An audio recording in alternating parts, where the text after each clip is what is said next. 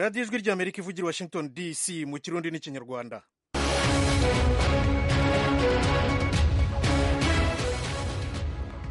radiyo ijwi ry'amerika iravugira ku mirongo migufi kuri metero 19 na metero 22 mu Burundi. Mu Rwanda ni kuri FM 93 n'ibice bitatu Karongi na FM 104 n'ibice bitatu Kigali. Banywanyi inshuti zacu mwiriwe neza, ni Thomas Kamirindo basuhuza kandi mbaha ikaze muri aya makuru. Duhere ku ngingo zayo. Leta ya Kongo ntiyemera ko ari umutwe wa M23 ufite umujyi wa Goma, ahubwo ivuga ko Goma yigaruriwe n'abanyamahanga. C'est une situation évidemment qui nous révolte aussi énormément. Ce qui est important quand même est de reconnaître que depuis 3 ans, la République démocratique du Congo... Uyu ni Minisitiri w'Ububanyi n'Amahanga wa Repubulika ya Demokarasi ya Kongo, umutegarugori Therese Kayikwamba Wagner, ati ibirimo bibera i Goma birababaje cyane, nyamara ikintu abantu bakwiye kumenya ni uko hashize imyaka 3 Kongo idahwema gukangurira amahanga ibyo M23 n'ingabo z'u Rwanda bakora mu burasirazuba bwa Repubulika ya Demokarasi ya Kongo. Turacyari muri Repubulika ya Demokarasi ya Kongo. M23 nyine yigaruriye umujyi wa Goma yatangiye gusubiza iwabo impunzi zari zicumbitse mu nkambi zo muri uyu mujyi no mu nkengero zawo. Naho muri Kenya, urugomo n'ubwicanyi bikorerwa abari n'abategarugori ruhora rwiyongera. Muri Leta Zunze Ubumwe za Amerika, abakora nketi ku mpanuka z'indege bavuga ko abaziyobora ari bake, bityo ko biteye impungenge z'umutekano wo mu kirere. Aya makuru turayarambura mu kanya gato cyane, mugume hafi.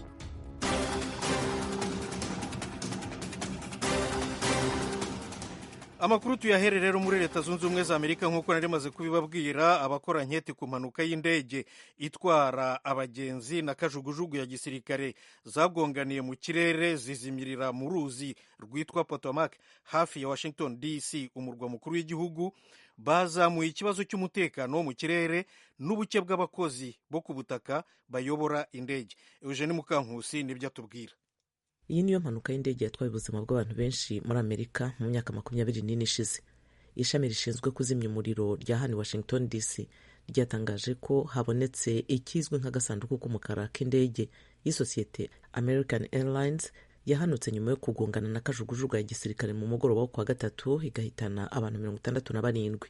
Abazobereye mu kwibira mu mazi bakuye mu ruzi rwa Potomac bimwe mu bisigazwa by'indege kandi babonye n'ibindi bice byayo kuri uyu wa gatanu. Abayobozi ntibavuze icyateje iyi mpanuka. Yabaye mu gihe indege yari ivuye muri leta ya Kansas yageragezaga kumanuka ku kibuga cy'indege cyitiriwe Perezida Ronald Reagan. Ubuyobozi bukuru bw'ikigo kireba ibijyanye n'indege bukeneye abandi bagenzuzi 3,000. Iki kigo cyavuze ko mu mwaka wa 2023 cyari gifite abagenzuzi bafite impamyabumenyi 10,700. Aba bajya kungana nabo mu mwaka wabanje. Kuwa gatatu ku kibuga cy'indege hari umugenzuzi umwe aho kuba 2 wagombaga kugenzura indege zitwara abantu n'akajugujugu ku kibuga cy'indege. Ni ibintu byafashwe nk'ibisanzwe ariko bibonwa nk'ibikwiye bitewe n'ubuke bw'indege muri ayo masaha, nk'uko umuntu wahawe amakuru kuri iki kibazo abivuga. radiyo ijwi ry'Amerika ivugira Washington DC mu kirundi n'ikinyarwanda. Abasirikare ba nyuma b'Ubufaransa bavuye mu gihugu cya Chad. Ingabo z'Ubufaransa zari zimazeyo aho nyine muri Chad imyaka 70. Fidel Niyongabo araduye inkuru. Perezida Deby yatangaje ko igisirikare cya Chad citeguriye gukingira igihugu abansi bose bazogerageza guhungabanya umutekano waco. Ni mu gihe itariki ntarengwa ko ya 31 y'ukwezi kwa mbere y'uko inteko z'Ubufaransa ziva muri Chad yashitse kuri uyu wa gatanu. Izo nteko zavuye mu ikambi y'igisirikare iri ku mugwa mukuru N'Djamena muri iyi ndwi, zacumbitse muri iyi kambi mu kiringo kigera ku myaka 70. Perezida Deby yatangaje ko ukuva mu gihugu kw'inteko za nyuma z'Ubufaransa muri iyi ndwi bitanguje igihe gishasha muri Chad. Perezida wa Chad Mahamad Idriss Deby yabitangarije ari mu ikambi ya gisirikare ku mugwa mukuru N'Djamena kuri uyu wa gatanu. Hari mu birori bihimbaza itahuka ry'inteko z'Ubufaransa muri Chad imbere y'itariki ntarengwa ko ya 31 y'ukwezi kwa mbere k'uyu mwaka. Perezida Deby yari yahaye abategetsi iryo sango kugira babe bakuye izo nteko mu gihugu ciwe. Inteko z'Ubufaransa zashitse icese ku mugwa mukuru wa Chad N'Djamena kumenyereza abasirikare bari bakiri bashasha muri uyo mwuga mu mwaka w'1960. ijwi ry'Amerika tuze muri Kenya, aho urugomo n'ubwicanyi bikorerwa abari n'abategarugori rudahwema kwiyongera. Nabo rero bafashe umwanzuro wo kwiga kwirwanaho. Nibyo Eugenia Mukankusi atubwira. Guhera ku mukobwa wari ukiri muto wiciwe bunyamaswa mu icumbi yakodeshaga hakanatemagurwa, kugeza ku wari ikirangirire mu mikino olympique watwitswe n'uwari umukunzi we batandukanye, ubwiyongere bukabije bw'ihohoterwa rikorerwa abagore muri Kenya bwateye benshi kwitegura guhangana n'ababahohotera. Abagore 97 hirya no hino muri Kenya bishwe bunyamaswa n'ababigambiriye mu bijyanye n'urugomo rushingiye ku gitsina hagati y'ukwezi kwa 8 n'ukwa 9 mu mwaka ushize wa 2024, nk'uko imibare ya polisi ibigaragaza. Polisi ntiyatanze imibare yo mu bihe bya mbere yaho, ariko ukurikije imibare yakusanijwe n'itsinda ryitwa Africa Data Hub, mu mwaka wa 2023 abantu b'igitsina gore batari munsi ya 75 barishwe na 46 mu mwaka wabanje. Abakangurambaga bavuze ko urwo rugomo rwiyongereye mu mpande zose za Kenya mu bice bikennye bituwe mu buryo budakurikije amategeko, aho ibikorwa by'abagore byo kwirindira umutekano byafashe intera nshya yihutirwa. Imbere muri kiliziya Ikorogosho hafi y'umurwa mukuru Nairobi, Mary Wainaina w'imyaka 93 y'amavuko arashyira iyo myitozo mu bikorwa, aho asakuza agira ati oya oya oya, mbere yo kwiruka ahunga mugenzi we w'umugore bigana abona mu ishusho y'umugabo. Ku bantu 10 barimo guhugurwa amasomo bayamira bunguri.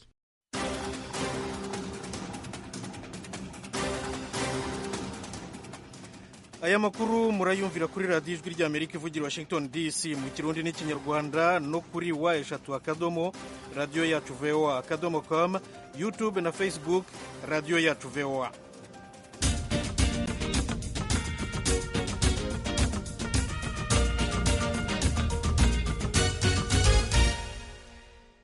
Amakuru rero nk'uko musanzwe mubizi avugwa cyane muri iki gihe na ya Repubulika ya Demokarasi ya Kongo, by'umwihariko ibibera i Goma no mu burasirazuba bwa Kongo. Mu kiganiro cyihariye yagiranye n'umunyamakuru Roger Muntu w'ijwi ry'Amerika ishami ry'igifaransa, Minisitiri w'Ububanyi n'Amahanga wa Repubulika ya Demokarasi ya Kongo, umutegarugori Therese Kayikwamba Wagner, ntavuga ko ari M23 ifite umujyi wa Goma, ahubwo ati Goma yigaruriwe n'abanyamahanga. Temistocle Mutijima, wiriwe neza? Mwiriwe neza Thomas. Iki kiganiro rero wagikurikiye, hanyuma wasanze gikubiyemo ibiki? Watubwira, watunyuriramo? Umunyamakuru w'ijwi ry'Amerika yatangiye abaza Minisitiri w'Ububanyi n'Amahanga wa Kongo niba yakwemeza niba M23 ari igenzura umujyi wose wa Goma, niba kandi yaba afite ikigereranyo mu mibare cy'abahapfiriye. Minisitiri Kayikwamba Wagner mbere na mbere yavuze ko ashaka kwemeza ko Goma yigaruriwe n'abanyamahanga bikozwe n'ingabo z'u Rwanda, igisirikare cyemewe cy'u Rwanda. Ati ni umuturanyi wacu. Nibyo nyuma y'iminsi yaranzwe n'imirwano ikaze twabonye mu mujyi M23 n'igisirikare cy'u Rwanda RDF ubu bamaze kwigarurira igice kinini cy'umujyi wa Goma. Ku bijyanye n'abapfuye bitewe n'uko ibintu bigenda bihindagurika cyane, ariko kandi na M23 n'ingabo z'u Rwanda bakaba bafite inyungu mu kutagaragaza isura ya nyayo no kwemerera isi ko yakwirebera ubugome igitero cyabo cyakoranywe, biragoye cyane kubona umubare uhamye w'abapfuye muri iyi minsi y'igitero. Dukeneye kandi gutandukanya ko hari impfu nyinshi zabaye biturutse ku mirwano, ariko hari n'izindi zaturutse ku kuba u Rwanda rwarasenye rubigendereye ibikorwa remezo by'ingenzi muri Kongo. Baciye imiyoboro y'amashanyarazi, barasa amabombe ku bitaro, banaca imiyoboro y'amazi, bafunze ikibuga cy'indege, banafunga imihanda inyuzwamo ibicuruzwa. Nibwira rero ko iyo tuvuga abapfuye, abatari abapfuye bahitanywe n'intambara ako kanya cyangwa se abishwe n'amasasu yo mu mirwano hagati y'impande zihanganye, ahubwo hari n'impfu zaturutse ku bukana bw'ubugome igitero cy'u Rwanda ku mujyi wa Goma cyakoranywe, ari byo uko gukupa ibikorwa remezo byankenerwa. Ku kindi kibazo Roger Muntu yamubajije ati ibyo ntibyaboneka nk'intege nke za guverinoma yanyu mu kurinda umujyi ukomeye nka Goma. Uku gusubira inyuma ubisobanura ute, na cyane ko hari benshi bibaza bati ibi byaje biti? Minisitiri Therese Kayikwamba aha yasubije ati birumvikana ni intambwe isubira inyuma, kandi ni ibintu bibabaje cyane, sinatinya kubivuga. dukwiye kwemera ko ibi byatangiye kugaragazwa kuva mu mezi menshi ashize, niba ahubwo atari no mu myaka myinshi. U Rwanda rwashoye imbaraga nyinshi mu kwigwizaho intwaro no kuziha M23 mu burasirazuba bwa Kongo. Bashoye imari mu kugura intwaro zihanitse zitari zimenyerewe mu karere, intwaro zakoraga ku buryo n'umuryango w'abibumbye muri raporo wahaye akanama gashinzwe umutekano wasobanuye neza ko zirusha ubushobozi zawo. Ikindi dukwiye kumva ni uko u Rwanda inshuro nyinshi rwagiye rurenga ku gahenge kabaga kavuye mu biganiro bya Rwanda kagombaga gutangirana n'itariki ya 4 y'ukwa munani, binyuze mu gukoresha ikoranabuhanga rihambaye nko guteza kirogoya mu ihererekanywa ry'amakuru, ibisobanuye ko inzira zose z'itumanaho mu kirere cya Goma ndetse no hafi yazo zari zaramaze kuburizwamo burundu, kuko mu gihe kirogoya zaje mu ihererekanya n'ikwirakwizwa ry'amakuru, bivuze ko inzira zo gutwara ibikoresho bya gisirikare zari zigoranye cyane, ari nako byari kuba ku bikorwa by'ubutabazi ndetse n'abategetsi ba gisivili. Rero ntidukwiye gutinya kwemera ko habaye ishoramari ryinshi cyane ry'umutungo w'u Rwanda mu gushoza iyi ntambara, nta gucogora, kandi rwabikoranye ubugome ndengakamere, nta kintu na kimwe rwitayeho, yaba abantu bazapfa ndetse n'ikiguzi cy'abazahitanwa n'iyi ntambara. Roger Muntu mu kumubaza ikibazo gikurikiraho yamubajije ati, ese ubu haba hari ingamba zo kugaruza ubu butaka? Minisitiri Kayikwamba ati, turashaka ko ibintu byumvikana neza kuri iyi ngingo. Ntibyemewe ko u Rwanda, igihugu kinyamuryango cya Loni, kinyamuryango cy'umuryango w'ubumwe bwa Afurika n'indi miryango myinshi, kigarurira igice cy'igihugu cyacu mu buryo bunyuranyije n'amategeko. Ni ibintu tutazihanganira. Ikirenze kuri ibyo, ni ibintu isi yose idashobora kwihanganira. Akanama ka Loni gashinzwe umutekano kakoze inama ku cyumweru gishize no kuwa kabiri ushize, aho benshi mu banyamuryango bamaganye mbere na mbere ukuba k'u Rwanda ku butaka bwa Kongo, ariko banasaba ko rwahava bwangu, cyo kimwe n'umunyamabanga mukuru wa Loni, cyo kimwe n'umuhuza mu biganiro bya Rwanda. Rero twisanze mu bihaho atari Kongo gusa, ahubwo n'abafatanyabikorwa bose bafite uruhare muri iki kibazo barimo kwamagana u Rwanda ku bikorwa byarwo byo kwigarurira ubutaka bwa Kongo binyuranyije n'amategeko. Ndetse hari n'ubusabe bw'abaterankunga bakomeye b'u Rwanda. Turimo turabona Ubwongereza, turabona Leta Zunze Ubumwe za Amerika, abo bose basohoye amatangazo akomeye yamagana uku kuvogera ubusugire bw'igihugu cyacu. Rero birumvikana, ibi ni ibintu bidakwiye kwemerwa atari kuri Kongo gusa, ahubwo nibwira ko bitanakwiye kwemerwa ku bindi bihugu byose ku isi. Birajwe ishinga n'iyubahirizwa ry'amahame mpuzamahanga ashingiye ku itegeko. Umunyamakuru w'Ijwi ry'Amerika mu kibazo gikurikira yamubajije ati, hari impungenge nyinshi ko igisirikare cya Kongo kidafashwa bihagije na guverinoma, umushahara muto, cyacitse intege, ibyo bikagira ingaruka ku bushobozi bwo kurwanya M23. Ibura bivugaho iki? Aha mu gusubiza iki kibazo, Madame Therese Kayikwamba, Minisitiri w'Ububanyi n'Amahanga wa Kongo, yagize ati, ndashaka kwibutsa ko Perezida Tshisekedi igisirikare yakigize nyambere kuva no muri manda ye ya mbere, ariko no muri iya kabiri akomeje kuvugurura uburyo bw'imikorere y'ingabo zacu.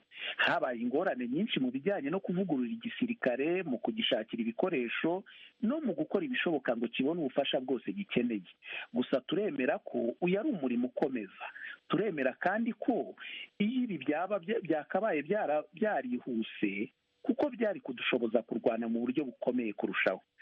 Thomas, ibi ni bimwe mu byo mu kiganiro cyihariye Therese Kayikwamba, Minisitiri w'Ububanyi n'Amahanga wa Kongo, yagiranye n'Ijwi ry'Amerika. Ni bimwe mu byo yagarutseho, ariko ni ikiganiro kirekire, turaza kukigarukaho mu makuru yandi y'Ijwi ry'Amerika. Temistokle, ndagushimiye cyane. Murakoze cyane Thomas. Iyi ni radiyo Ijwi ry'Amerika ivugira i Washington DC mu Kirundi n'Ikinyarwanda. Turacyari kuri Repubulika ya Demokarasi ya Kongo. M23 yatangiye gusubiza iwabo impunzi zari zisanzwe zicumbikiwe mu nkambi zitandukanye zo mu mujyi wa Goma na teritwari ya Nyiragongo. Ndi kumwe n'umunyamakuru w'Ijwi ry'Amerika i Goma, Jimmy Shukrani Bakomera, ukurikirana ibi ngibi. Jimmy, wiriwe neza? mwireho neza Tomasi. nuko none se abantu bavuye mu nkambi ba mbere na mbere ni bantu ki? Ni abagabo, ni abagore, ni abana, cyangwa ni bose? Nibyo, kuri iyi nshuro ntabwo abantu bahise bava mu nkambi cyane, gusa hatangijwe ibikorwa nakwita by'ubukangurambaga byo gukangurira abantu kuva mu nkambi, cyane ko byabereye ahitwa Mize ku byari bisanzwe ari ibiro bya guverineri w'intara Kivu ya ruguru, ubwo abari baturutse mu nkambi baje kuganira na M23 aho kuri Mize du Peuple ihimbi mu mujyi wa Goma. M23 ibabwira uko iki gikorwa kizagenda, uko izi process zizagenda zo kubakura mu nkambi no kubajyana mu bice baturutsemo. Abari bakitabiriye ni benshi, barimo abagore n'abagabo ndetse abantu batandukanye, ingeri zitandukanye bahunze bari bitabiriye iki gikorwa cyo kumva neza ubutumwa M23 yari yabageneye, uburyo ibikorwa byo kuva mu nkambi no gusubira mu buzima busanzwe mu bice baturutsemo, mu bice bya teritwari za Masisi, Rucuru, Nyiragongo, Lubero, Walikale n'ahandi, uko bizagenda. Hari ibyagezweho cyane mu butumwa bwa M23, aho ivuga ko nko ku bantu wenda batishoboye badafite ubushobozi bwo kuba bazasubira iwabo neza, M23 hari icyo izakora kugira ngo babashe gusubirayo ariko bakava mu buzima bw'ubuhunzi. Thomas, hanyuma wabonaga abo baturage bameze bate? Mbese ntabwo babafite bwo gusubira iwabo? Kubera ko guhunga ndibwira yuko iyo umaze igihe kubera umutekano mukeya, mbese mu magambo makeya M23 yabahumurije ku buryo umutekano iwabo aho baturutse bahunga hatekanye, nta kibazo bashobora kugira. Nibyo, M23 yabanje bahumuriza, gusa bamwe mu bo navuganye nabo ubwo narindi kuri aho iki gikorwa cyaberaga, navuganye ahanini cyane n'abagore, bavugaga ko wabonaga ko bishimiye kuba basubira iwabo mu byabo, cyane ko icyo bongeraho ari uko nimba ibi biri buze gukorwa vuba na bwangu, ndetse M23 ikabarindira umutekano mu bice baturutsemo, bavuga ko gusubira iwabo byo nta kibazo babifite wabe na gato, kuko ari icy'ingenzi cyane. Bavuga ko bahunze intambara, uko guhunga intambara rero nimba bari buze kubarindira umutekano, abo navuganye nabo bavuga rwose ko ibyo babishyigikiye 100%. Naho M23 yo yabahumurije, wabonaga baganira nk'ibisanzwe, kuko habayeho kubanza kubaza ibibazo, ufite ikibazo akakibaza, hari impungenge zose zatanzwe, hari delegation y'impunzi ndetse yashoboye kuganira na M23, cyane ko bari bafite n'ubutumwa bari bageneye ubuyobozi bwa M23, nabwo burasomwa muri icyo gikorwa. Wabonaga abantu bishimiye kuba bashobora gusubira mu byabo nimba koko M23 iri buze kubarindira umutekano bagasubira iwabo neza. None se abayobozi ba M23 bakoresheje iyo nama bari mu zihengero z'ubutegetsi? Ni perezida wa M23, ni umugaba w'igisirikare cyayo, mbese ni bande bakoresheje icyo kiganiro? Hari abashinzwe ibikorwa bya affaires sociales, sinzi ngo mu kinyarwanda ngenekereje ntabwo ijambo ryaza vuba. Reka tuvuge ko ari ibintu mbonezamubano n'imibereho isanzwe. Nibyo n'abandi, ndetse hari na bamwe mu bayobozi ba HCR bari bakiri aha ngaha, ni ukuvuga HCR iriya shami rya ONU ryita ku mpunzi, nibo bari bayoboye icyo gikorwa, ndetse banizeza impunzi ko baza gusubira mu byabo vuba bidatinze, cyane ko ingamba zikomeje gufatwa kugira ngo ibi birangire vuba na bwangu. Thomas, noneho rero tugarutse ku buzima busanzwe bwa buri munsi, uri Goma, amashuri yatangiye, amasoko ararema, ibiro byafunguye, mbese ubuzima bwifashe bute? ubu tuvugana maze nk'iminota 20 gusa ngeze mu rugo. Ikiri kugaragara ni uko umuriro w'amashanyarazi wari wacitse mu mujyi hose usa n'umaze kugaruka. Ikitaragaruka ni internet, ariko umuriro w'amashanyarazi ubu ngubu urakora. Gusa amasoko mato mato nayo nabonye yatangiye gukora cyane mu masaha y'umugoroba, ariko amashuri n'ibindi bikorwa bitandukanye n'izindi serivisi za leta ntabwo ziratangira gukora. Ariko murabizi ko ejo mu kiganiro yagiranye n'abanyamakuru, umuyobozi wa AFCM 23 Corneille Nangaa yijeje abaturage bo mu mujyi wa Goma yuko ibyo bikorwa byose, mbese ubuzima busanzwe mu baturage bugomba kugaruka vuba na bwangu. Naho rero ku byerekeranye n'umutekano, nka nimugoroba mushobora gusohoka mugatembera, mbese abishoboye bagafata agacupa mu kabari hariya? Ibyo ubu ngubu birakorwa, ubu ngubu birimo gukorwa cyane ko abantu bemejwe neza yuko ibikorwa byabo bishobora gukorwa amasaha 24 kuri 24. So ubona ko abantu batangiye kwemera, batangiye gusubira mu buzima bwabo bwa buri munsi. Amaduka amwe n'amwe muri za karitsiye atangiye gufungura. So abantu ubona ko batangiye gusubira mu buzima busanzwe, nubwo batarabyakira neza. Mvuge ntese ntibaramenyera neza guverinoma nshya, ariko barimo kubyakira buhoro buhoro. Thomas Jimmy, shukurani bakomera, umunyamakuru w'Ijwi ry'Amerika i Goma, ndagushimiye. Murakoze cyane namwe Thomas Kamirindi. Komeza udukurikiranira ayo makuru rero. Ijwi ry'Amerika, nk'uko mubizi, ingabo z'amahoro z'umuryango w'abibumbye zimaze imyaka 26 muri Repubulika ya Demokarasi ya Kongo. Noneho zakoze iki? Kuki intambara zidahagarara? Abahanga n'abanyekongo bo by'umwihariko baribaza icyo zimaze. Ingabo za Loni zageze muri Repubulika ya Demokarasi ya Kongo bwa mbere mu 1999 zitwa MONUC.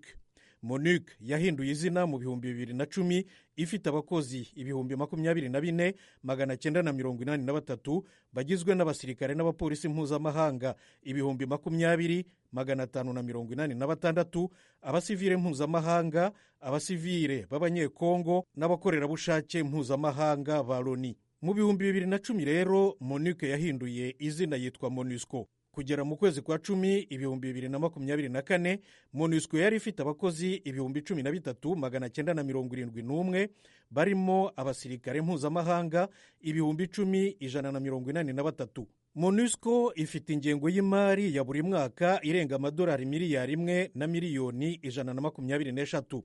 Muri make byibura $1 miliyari 1 niyo Loni ikoresha mu butumwa bwayo bw'amahoro muri Repubulika ya Demokarasi ya Kongo buri mwaka.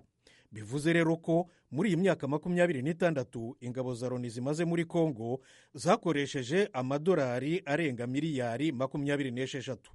Hagati aho zapfushije n'abantu 445, abasirikare, abapolisi n'abasivili bose hamwe. Abahanga rero baribaza niba izi ngabo za Loni zidakwiye gutaha. Urugero ni Profeseri Kizito Sabala, yigisha ibya diplomasi n'umubano mpuzamahanga muri kaminuza y'i Nairobi, University of Nairobi muri Kenya. I think the calls for its withdrawal will intensify. Ndibwira ko abantu bagiye gusaba ko MONUSCO ikwiye gutaha bazagenda biyongera. Buri wese azagera aho yumva ko yarengeje igihe ko ikwiye kuva muri Kongo. Abanyekongo nabo ubwabo bibaza icyo MONUSCO igikora mu gihugu cyabo. Ni nka Philippe Unji, n'umwe mu bagize inteko ishinga amategeko y'intara ya Kivu y'Epfo n'umuyoboke w'ishyaka AFDC, bishatse kuvuga Alliance des Forces Démocratiques du Congo, umwe mu mitwe ya politiki igize urugaga rufatanyije ubutegetsi na President Felix Tshisekedi. Mimi nadhani wako hapo wamesaidia kukingia raia, lakini haitoshi. Sinshidikanya ko ingabo z'amahoro za ONU zagize uruhare mu bikorwa by'umutekano w'abasivili, ariko ntibihagije. Dutegereje kureba icyo ONU izakora. Nicyo kizatwereka niba bakunda Afurika na Repubulika ya Demokarasi ya Kongo. Turakurikira ibyo barimo, au kama wanapenda Kongo, sababu na ni hapo na sisi tunachungua, tunawaangalia. guverinoma ya kongo nayo yasabye ko monusco itaha. manda ya nyuma loni yahaye izi ngabo zayo muri kongo izarangira ku itariki ya 20 y'ukwa 12 k'uyu mwaka w'ibihumbi 2025. ariko kuri Vivian Van Der Pere, umuyobozi mukuru wungirije wa monusco, baracyakenewe nk'uko yabivugiye mu nteko ya loni ishinzwe umutekano ku isi. monusco iracyahura n'ingorane zikomeye, nyamara iracyafite uruhare runini mu ntambara zo mu burasirazuba bwa Repubulika ya Demokarasi ya Kongo, cyane cyane mu kurengera abatagira kivurira. Ibi bituma n'abahanga batandukanye bakeka ko intera intambara imaze gufata ishobora gutuma loni yongera nanone manda ya monusco aho gukura ingabo zayo muri Repubulika ya Demokarasi ya Kongo. Ijwi rya Amerika tujye mu Rwanda, ariko nanone ku bibazo by'abanyekongo. Leta yatangiye kwimura abari barahungiye mu nkambi ya Rugerero mu karere ka Rubavu ni mu burasirazuba, irabajyana mu nkambi ya Nkamira. Gloria Tuyishime arabikurikira. ubwo ijwi rya Amerika yageraga mu nkambi ya Rugerero, twahasanze impunzi zegeranye ibikoresho birimo ibiryamirwa, imyambaro n'ibindi. Ni inkambi yari igizwe n'amahema y'umweru, ari naho izi mpunzi zabaga. Hari ibice bibiri, impunzi zaturutse i Goma n'abandi baturutse mu nkambi zitandukanye zo muri Repubulika ya Demokarasi ya Kongo. Impunzi zabarurwaga kugira ngo zibone zitahe. Abana n'abagore n'urubyiruko nibo bari biganje muri iyi nkambi y'impunzi. Nk'uko twabitangarijwe n'ubuyobozi bwa Minisiteri y'ibikorwa by'ubutabazi MINEMA, impunzi zisaga 200 nibo batashye kuri uyu munsi. Abandi bajya mu miryango n'inshuti zabo, abandi bajya mu nkambi ya Nkamira. Bamwe muri bo bemeye kutuvugisha. Uyu mupenzi Dani ni umusore uri mu kigero cy'imyaka 25, yahunze ava Indosho ku munsi w'ejo hashize. Nahunze ejo hashize, naho nahunze ku mpamvu y'indambara zihuje umutwe wa M23 n'ingabo za Kongo. Ubungubu ngabanzubiye mu miryango mu Rwanda, umurenge wa Bugeshi. Yatuganije kandi n'impamvu yahisemo kujya kuba ku nshuti ye. Bonye ntabwo ari ngombwa kuba naba mu nkambi, biba ngombwa yuko ngomba gutaha. Mpamvu ko mfite imiryango, buri kimwe cyose naba nagikenera nkakibona, ariko mu nkambi ho n'amasaha kurya, icyo kunywa no kuba umuntu atakwidagadura ngo aje no hanze. Niyo mpamvu mvuyemo, nsubiye mu miryango. Mu gihe muri Kongo indambara zirangiye tuzasubira mu byacu. Mpunzi Naftali nawe ni umusaza w'imyaka 60. We yahunze aturuka i Masisi. Yaje nta mwana nta n'umugore kuko batataniye mu nzira. Ubu nabanje kureba mu bavandimwe ba hano hino, niho nabaje kuba bangombwa ko nza kwifashisha muno mbone ko nashyikira abandi bagenzi banjye n'imiryango yanjye wenda yagiye itatana. Bamwe banaje mbere, abandi tuza kusigara Kongo. Intambara ibaye mbi rero niho tuje, ariko ko dufashwe hano u Rwanda twaraje buratwakira. Mbo tukubona ibyo kurya, bari kuduha amata, baduha n'ibyo kuryamira. Asifiwe Ariane nawe ni umugore w'imyaka 35 ufite abana 2. Si we wabonye agera mu Rwanda ku munsi wo ku cyumweru. Ku cyumweru amasasu gavuze cyane twinjira mu nzu, ariko mu kwinjira mu nzu mu masaha 8 saa 9 abasirikare ba guverinoma bo muri Kongo bakaja baraza bagakubita imiryango ngo baze badusahure. Amavetero bose bakaja baragenda bari kubarasagura. Ubwo twebwe bucyo ku wa mbere, ku wa kabiri turi gutambuka. Ubwo nje no mu wanje kibombe canguyeho, umwana wanje camuciye n'indoki hari aho turi kumwe nawe. Uyu mubyeyi avuga ko atasubira mu mujyi wa Goma aho yaturutse kubera ko byaba bisa no gutangira ubuzima bundi bushya. None singabundu rambwira ngo nzubireyo, inzu nari ndimo carapasutse. Ndasubira bitari byashira, ndamya ndaja hehe? Kana ndi n'umupangaye. None wambwira ndaja he? Genda bwo nanumva ko mbega ntasura, rumvishe ko bigiye neza. Ahubwo ndambwira ngo ndacungu naza byose mbega nibereho gutyo gusa, ariko pe hano mwatwakeye neza, Imana izabaho umugisha. Mwatwake neza kuko naje nucyo tu ni gutyo meze, ariko ndababwo nenda gusubirayo ubu nasura mu yihe nzu yande. Bamwe muri abanyekongo bagaragaza ko nta mahitamo yandi bafite uretse gusubira mu gihugu cyabo bagasanga imiryango yabo. Hata viti kiendelea sio intambara yakomeza, ntabwo abantu bapfira gushira. Bamwe barapfa abandi bagasigara, ariko tuzakomeza kuba mu gihugu cyacu. Mfite umuryango, mfite umugore n'abana. Ntabwo bigeze bamuka, kandi buri gihe iyo twavuganaga bambwiraga ko nta kibazo gihari. Na wao wananieleza hakuna shida wako nyumbani. Minisiteri y'ibikorwa by'ubutabazi mu Rwanda ivuga ko nubwo ikuyeho iyi nkambi itazahwema kwakira impunzi mu bihugu zaba ziturutsemo byose. MINEMA kandi yarekeye abanyekongo bimwe mu bikoresho yari yarabahaye birimo matera n'ibindi. Umukozi wa MINEMA ntasanze ntiyemeye kugira ikindi kirenze yadutangariza kuri izi mpunzi nshya. Gloria Tuyishime, Ijwi rya Amerika, i Rubavu. Nahangaha dushoreje aya makuru ku Ijwi rya Amerika. Ndabashimiye, murakarama.